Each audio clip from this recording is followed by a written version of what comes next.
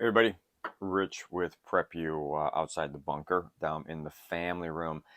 And unfortunately, welcome to the deep dive into Illinois House Bill 5855. We're going to go over some of this stuff. It's a little bit long, but I think it's important. You can find out where they're coming from and what they really want to do with this bill if it passes into law. Um, what we're going to do is I'm going to read the synopsis again like I did in the other video. Then we're going to go over all the changes uh, to different existing laws and the addition of the list of assault weapons, what they say, uh, firearms and handguns, I should say, that have over 10 rounds in their magazine, 10 round capabilities. Then also they talk about assault shotguns. And then we'll get into the last thing that they change, which is magazines. All right. So we're going to do that now. But let's read again the synopsis that was given for the act that they're calling the Protect Illinois Communities Act. And that's the true name of it. But so let's read their synopsis first. Amends the Illinois State Police Law of the Civil Administration Code of Illinois. Provides that the Division of Criminal Investigation of the Illinois State Police shall conduct or other investigations as provided by law, including but not limited to investigations of human trafficking, illegal drug trafficking, illegal firearm trafficking. Provides that the Division of Criminal Investigation shall provide statewide coordination and strategy pertaining to firearm-related intelligence, firearms trafficking interdiction, and investigations. Amends the Firearm Owner Identification Card Act, eliminates provisions that permit a person under 21 years of age who is not an active duty member of the United States Armed Forces or the Illinois National Guard to obtain a firearm owner identification cards with parental consent. Amends the Wildlife Code, provides that when a person under 21 years of age is hunting under the supervision of an adult, the adult must possess a FOID card. Amends the Firearms Restraining Order Act, provides that the state's attorney of the county where the petition is filed may act as a friend of the court in any action filed under this act. Provides that a petitioner may request a 1 year, in commas, rather than 6 months, restraining order. Amends the Criminal Code of 2012. Makes it unlawful to manufacture, deliver, sell, or produce, or cause to be manufactured, delivered, sold, or purchased, or caused to be possessed by another, an assault weapon attachment, 50 caliber rifle, or 50 caliber cartridge. Makes it unlawful for any person to knowingly possess an assault weapon, a 50 caliber rifle, or a 50 caliber cartridge 300 days after the effective date of the amendatory act, except possessions of weapons registered with the Illinois State Police in the time provided. Provides exemptions and penalties. Prohibits the manufacture, delivery, sale, purchase, or possession of large capacity ammunition feeding devices. It defines terms, provides exemptions and penalties, makes other changes effective immediately. So that was a synopsis of everything that's in this bill. So without further ado, let's kind of get into everything that is in this bill. And we've got all the stuff right here. This is the part of the bill that's just we're not going to worry about. It's kind of explains different stuff, and it goes over a deep dive into exactly what they're changing. But so the changes effect from this bill will make, as I read, FOID requirements. There's changes in the FOID requirements. There's changes in the FOID applicant and applications. Under that is who can apply and reasons for denial. There's a whole bunch of reasons for denial, and they go into explanation on that. Who can apply? Well, obviously the change is if you're under 21, you can't apply. Then there are FOID requirements that are changed. That's the no more parental consent for somebody under 21 years of age. Then there's changes to the Firearm Restraining Act, and the big one there is it's changed it. If someone asks for a restraining order, it's not 6 months anymore, it's a full year. Then it also goes into explaining what happens, what's the restraining order is in effect, and if you have a restraining order placed against you, what you need to do to or actions you need to do to go against that restraining order, proof, this obviously the different things you need proof.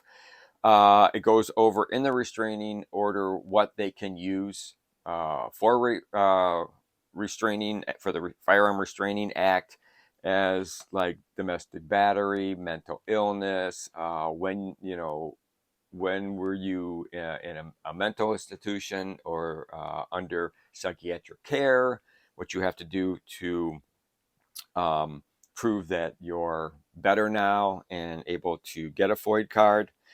Then there's our changes to the apprentice hunting license, or they added the apprentice hunting license program. Basically, it says is that if you are under 21 and you want to hunt, you have to hunt with somebody that's 21 years of age and has a FOID card. All right, they have to be with you when you're hunting. Then there's also changes to the youth hunting and trapping license procedure. Again, you can do that, but you need to be supervised by somebody 21 years or older that has a FOID card. All right, no longer can you get your FOID card at 18 and then be able to go out and do that yourself. You have to be supervised by a person 21 years of age. Then there's changes to the Criminal Code of 2012. What that's doing is they relist and update unlawful use of weapons. They enhance the definitions and add new definitions within there. And then they make references for the FOID and CCL holders, basically as far as if you have a FOID and specifically a CCL, some of the code changes in there do not affect you because you have been given a license to either have a firearm or carry a firearm. So that's where the exemptions come into play. Now we get into the big one. There's two sections here that are added. Section 24-1.9 and section 24-1.10. All right, so that's what we're going to get into right now. So section 21-1.9 is manufacture, possession, delivery, sale, and purchase of assault weapons, 50 caliber rifles, and 50 caliber cartridge. Definitions in this section. Assault pistol means any of the following or a copy regardless of the producer or manufacturer. Now this is where they start listing specific firearms.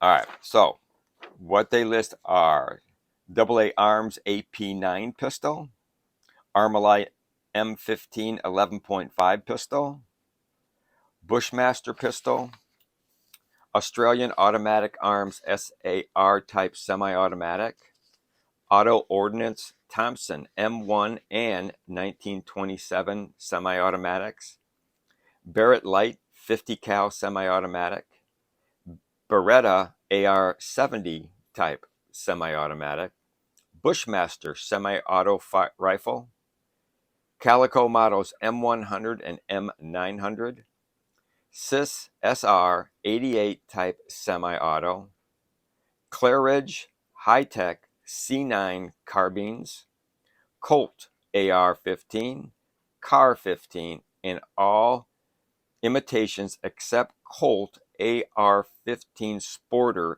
H-bar rifle, Daewoo Max 1 and Max 2, aka AR-100, 110C, K-1, and K-2. And I always pronounce this wrong. It's a Chinese. It's Dragunov, Dragunov, Chinese-made semi-auto. FAMAS semi-auto 223 caliber. Feather AT9 semi-auto. FNLAR and FNFAL assault rifles. FNC semi-auto type carbine. FIE Franchi Law 12 and SPAS 12 assault shotguns. Smith & Wesson MP15. Steyr AUG SA semi-auto. GALIL models AR and ARM semi-automatic. Heckler & Koch HK91 A3, HK93 A2, HK94 A2 and A3. Holmes Model 88 shotgun. Manchester Arms Commando MK45, MK9. Mandel TAC-1 semi-auto carbine. Mossberg Model 500 bullpup assault shotgun. Sterling Mark 6. Pause carbine. Ruger Mini 14 folding stock model in 223 caliber. SIG 550, 551 assault rifles in 223 caliber. SKS with detachable magazine. AP-74 commando style semi-auto. Springfield Armory BM59, SAR 48, G3, SAR3, M21 sniper rifle, and M1A, excluding the M1 Grand. Claridge high-tech pistol. D-Max Industries pistol. EKO Cobra pistol. NCOM NKIV MP9 or MP45 pistol. Heckler & Koch MP5K MP7 SP89 or VP70 pistol. Holmes MP83 pistol. Ingram Mac 1011 pistol in variations including the Partisan Avenger and the SWD Cobra. Intratec Tech 9 DC9 pistols in any centerfire variation. Pause PAWS style pistol. Scorpion pistol. Spectre double action pistol styles FIE Mitchell. Sketchkin automatic pistol. Steyr tactical pistol. Uzi pistol. Weaver Arms Nighthawk pistol. Wilkinson Linda pistol. Now, here's another definition. I know this is long stuff, but do stick with me. There's really some other important information coming. And hey, as long as you're listening, you might as well hit the subscribe button, right? Or the like button, or you don't like. I mean, you like the video, but you don't like what I'm saying. Assault shotgun or rifle means any of the following or a copy, regardless of the producer or manufacturer. American Arms Spectre Day semi-auto carbine, AR-10, AR-15, AR-70, Armalite M15, AK semi-automatic rifle in any format, including AK-47 in all forms. Aglimic AGM-1 type semi-auto, AR-10 style semi-auto, AR-180 type semi-auto, Argentine LSR semi-auto. Street Sweeper assault style shotgun, Striker 12 assault shotgun in all formats, Unique F11 semi-auto type, Daewoo USAS-12 semi-auto shotgun, Uzi 9mm carbine or rifle, Valmet M76 and M78 semi-auto, Weaver Arms Nighthawk semi-auto carbine, Wilkinson Arms 9mm semi-auto Terry.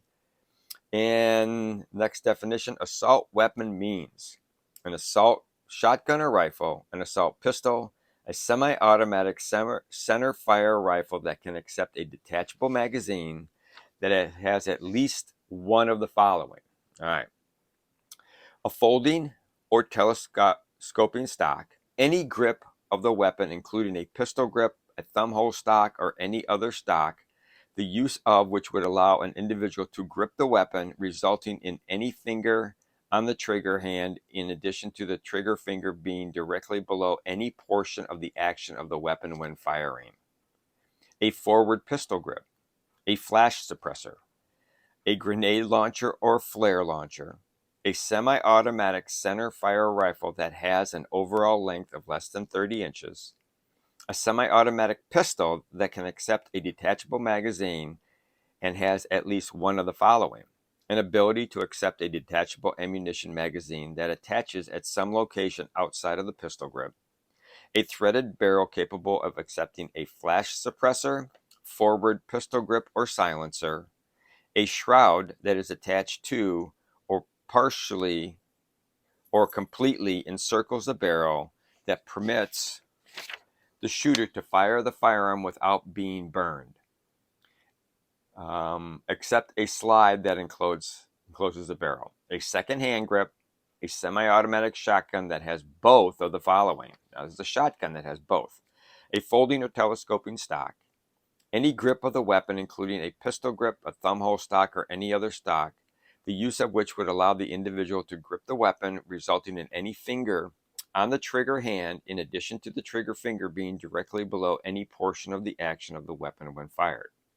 A semi-automatic shotgun that has the ability to accept a detachable magazine, a shotgun with a revolver cylinder, a semi-automatic pistol with a fixed magazine that can accept more than 10 rounds, a semi-automatic centerfire rifle that has a fixed magazine that can accept more than 10 rounds.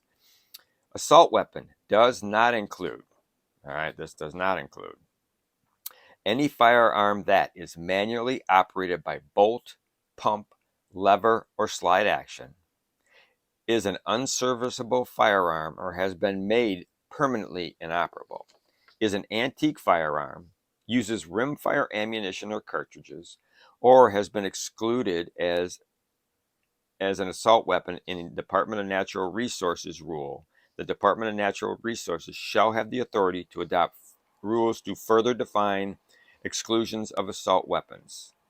Types under this section, so long as the make, model, and caliber of the firearm excluded has a visible application to hunting game and conforming to accept hunting principles of fair chase, or any air rifle as defined in section 24.8-0.1 of this code.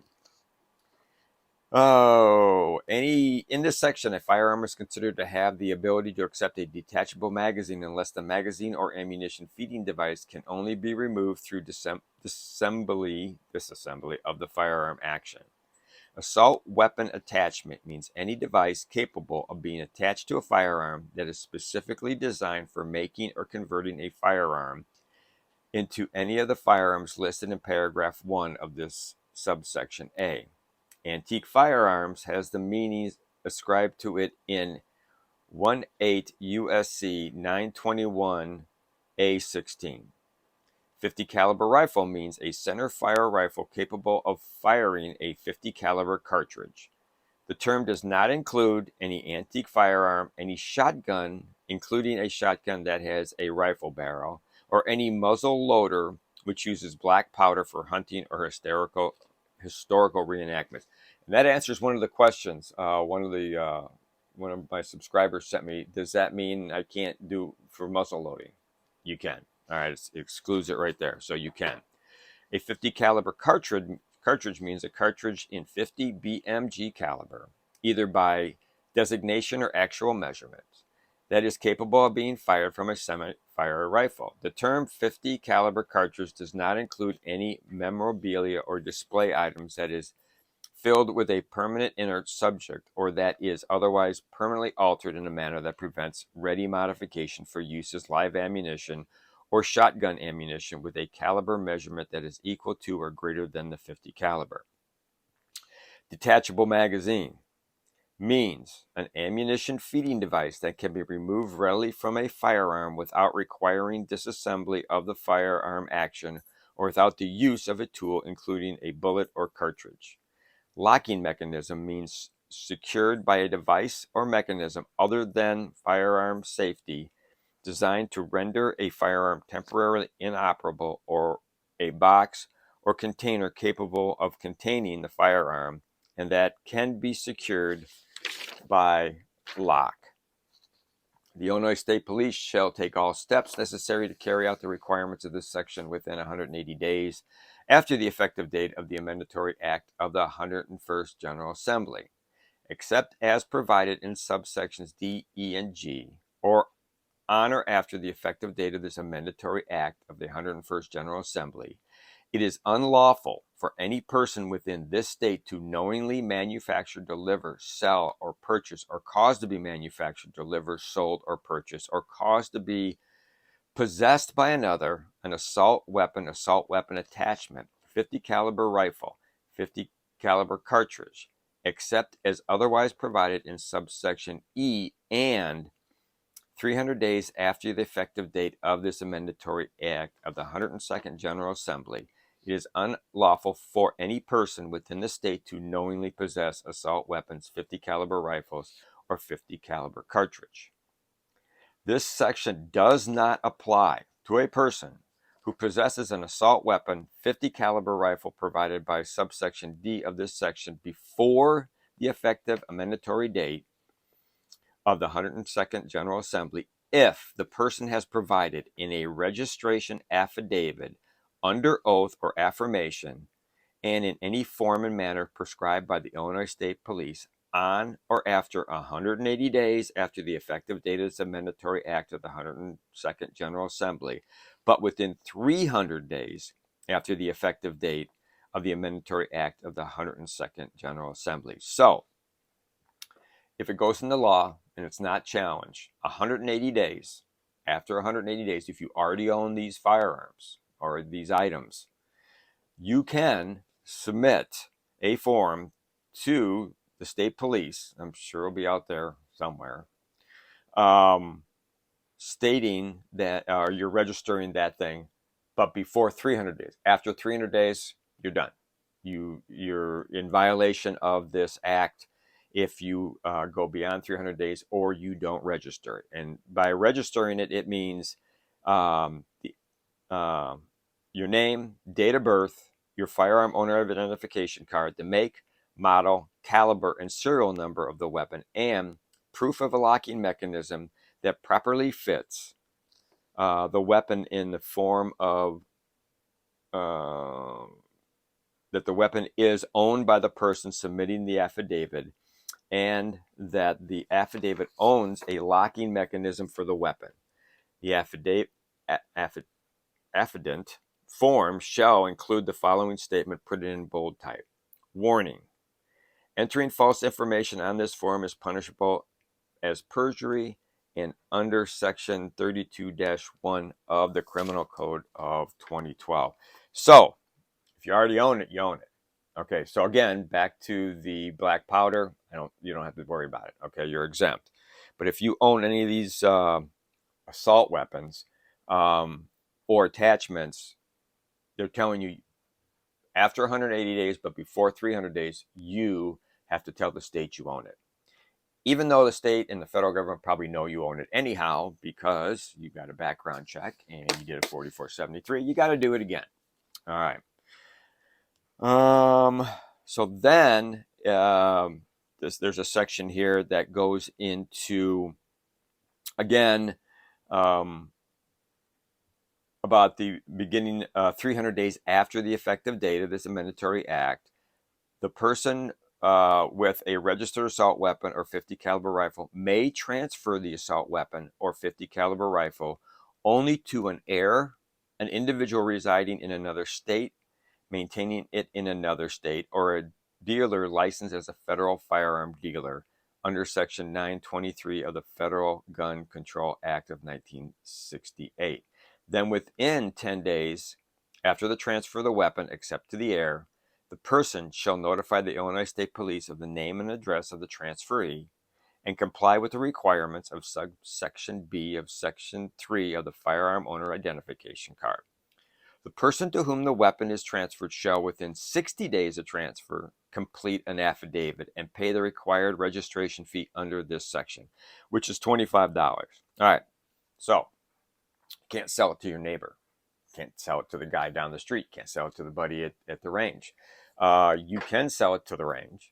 You can sell it to somebody out of the state as long as they're going to keep it out of state, and you can give it or sell it to your kids, all right? An heir, not your brother, not your uncle, not your wife, an heir. Well, I guess your wife would be an heir. That's true. So you could do it to your wife, all right? And then it goes into it that this code or this section does not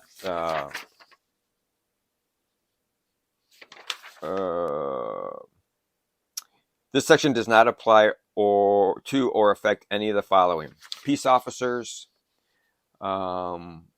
acquisition and possession by local law enforcement, wardens, superintendents, keeper of prisons, penitentiaries, jails, and any other institution of the detention of persons accused or convicted of any offense, members of the armed services, reserve forces of the United States, or any company that employs armed security officers in the state at nuclear energy storage, weapon, or development sites or facilities regulated by the Federal Nuclear Regulatory Commission. All right. Then they go into the manufacture, transport, or sale of weapon attachments and ammunition to persons authorized under subsections. The possession of those firearms, if the firearms sanctioned by the International Olympic Committee, then it also go or by the USA Shooting and the national governing body for international shooting competition in the United States. And it goes into that individuals there can, if you're a coach or a competitor for the purpose of storage, transporting to and from, you're not covered by that. And any non-resident who transports within 24 hours a weapon for any lawful purpose from any place where the non-resident may lawfully possess and carry that weapon to any other place where the non-resident may lawfully possess and carry that weapon if during the transportation the weapon is unloaded and neither the weapon or any ammunition being transported is readily accessible. Okay. And then it says it's okay to possess those weapons at World Shooting and the Recreation Complex at Sparta as long as you're engaged in competition. And then it goes into possession of a weapon only for hunting use under the Wildlife Code. So, yeah, so it just keeps going on. And then it gets into any person who knowingly manufactures, delivers, sells, purchases, or possesses, or caused to be manufactured, delivered, sold, purchased, or possessed an assault weapon in violation of this section commits a Class 3 felony for the first violation and a Class 2 felony for a second or subsequent violations, or for the possession or delivery of 2 or more of these weapons at the same time. So if you knowingly manufacture, deliver, sell, purchase, possess, or cause to be manufactured, deliver, sold, purchase, or possess in violation of this section, an assault weapon attachment commits a Class 4 felony for the first violation, a Class 3 felony for a second or subsequent violations. And so there's that. A person who knowingly manufactures, delivers, sells, purchases, or possess, or causes to be manufactured, deliver, sold, purchase, or possess in violation of Section A 50 caliber cartridge commits a Class A misdemeanor. Any other violation of this section is a Class A misdemeanor. All right, so that was Section 24-1-9, and that was specifically the firearms and the attachments. So we went over that stuff. So technically, if you want to follow the rule,